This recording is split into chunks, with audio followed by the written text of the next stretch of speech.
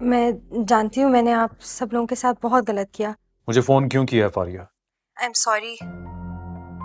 आप भी नाराज होंगे, जायज है नाराज होना। वो एक जरूरी बात करनी थी मुझे। यहाँ कोई मुझसे बात नहीं करता। मैं आपको कॉल कर सकती हूँ ना? नहीं, तुम मुझे फोन नहीं कर सकती हो।